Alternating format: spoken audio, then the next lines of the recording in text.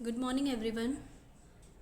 In today's lecture we are going to study about vibrational spectroscopy or infrared spectroscopy. So, in the very first slide we are going to study why IR spectroscopy is also known as vibrational spectroscopy. First of all, we have to know about the spectroscopy. Spectroscopy is basically a technique that is used for analysis of molecules by the chemists and researchers in today's world. That is very well used in today's world. It is defined as the interaction of matter with an EM radiation. Please note down the point of suitable energy and frequency. Like we can't use any radiation with any kind of energy. We have to use the energy and frequency of suitable amount to get the required transitions in a given molecule or matter or atom, and this results in the absorption of energy by the energy levels of a molecule, as I have specified also. In the third point, it has been written as there are different energy levels of a molecules, and range of energy for vibrational level is in resonance with the energy range of infrared radiation. So here you are getting your very first question's answer, like vibrational energy levels is in a range of the infrared radiation from electromagnetic spectrum, which means the absorption of infrared radiation results in the transition between the vibrational energy levels of the molecule.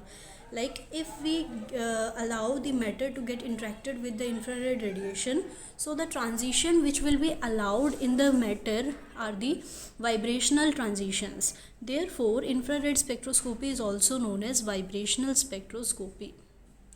I hope this point is clear to you all. Okay, in the next slide we are going to classify the IR region or the infrared region. So it has been classified into three categories. Very first is near infrared spectrum, that ranges from 14,000 to 4,000 per centimeter if I talk about the wave numbers. Mid infrared spectrum 4,000 to 400 per centimeter, and far infrared spectrum, that is 400 to -10 per centimeter. Introduction and basic principles. So after the general definition of vibrational and infrared spectroscopy, we are going to have the basic principle of this kind of spectroscopy, that is on which principle or on what principle this spectroscopy really works. So vibrational spectroscopy is concerned with the transitions due to absorptions or emission of infrared radiation. These transitions appear in the range of 10 to the power 2, that is 100, to 10 to the power 4, that is 10,000 per centimeter, and originate from the vibration of nuclei constituting the molecules. A chemical bond in a molecule can vibrate in many ways, and each vibration is called vibrational mode. So there are two types of molecular vibration. One is stretching vibrations and another is bending vibration. So we have seen these type of transition which appear in this particular range, that is the range of infrared radiation also.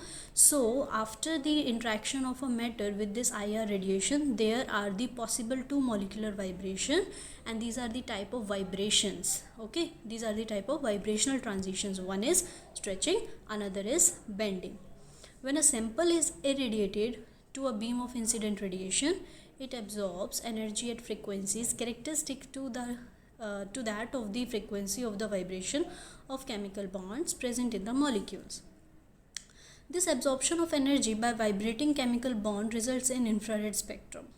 So after the interaction, we have seen that after the interaction of any kind of matter with the suitable energy and frequency electromagnetic radiation, first of all the light get absorbed, right? And after the absorption we get the emission, and due to that particular emission we get the spectrum. So we can say that spectroscopy is taught with the help of a spectrum. The study of this spectrum is helpful in the molecular structure elucidation or analysis. As I have mentioned, this is a qualitative analysis technique. Spectroscopy is a qualitative analysis technique, and because of the spectrum obtained after the absorption and emission process, we get the molecular structure elucidation.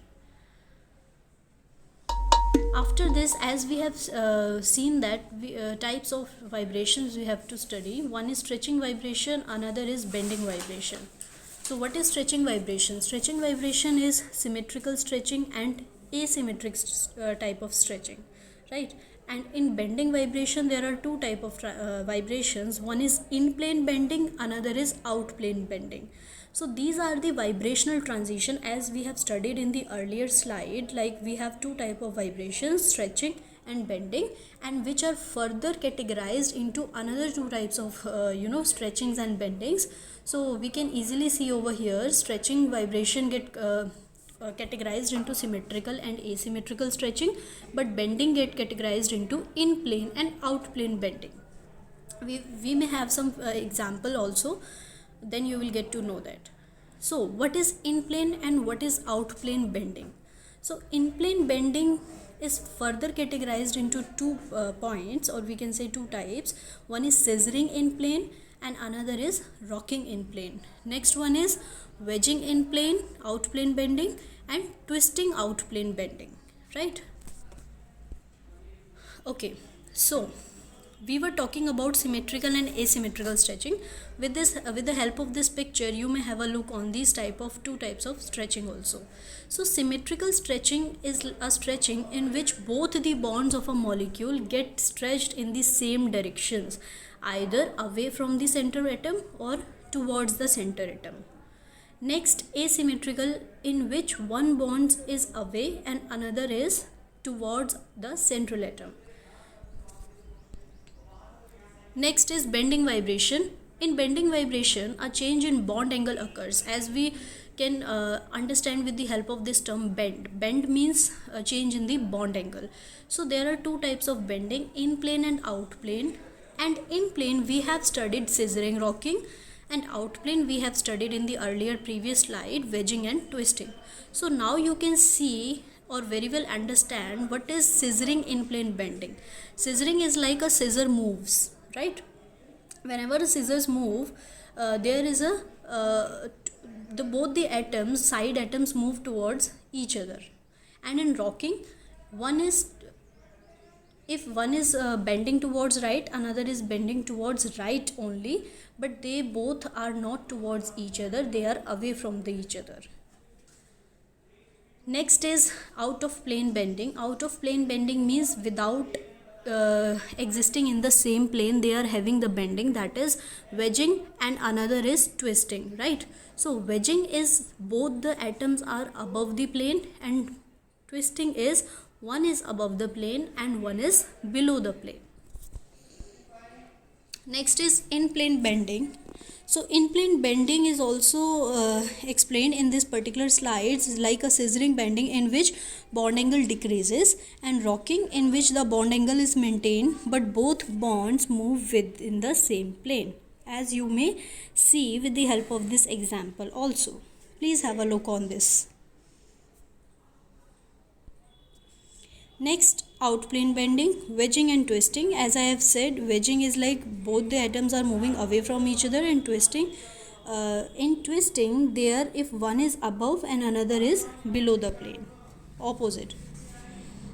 In the next slide, in the next presentation we will study about the simple harmonic oscillator and Hooke's law also, right? So the detail of this SHO and Hooke's law will be studied in the next presentation.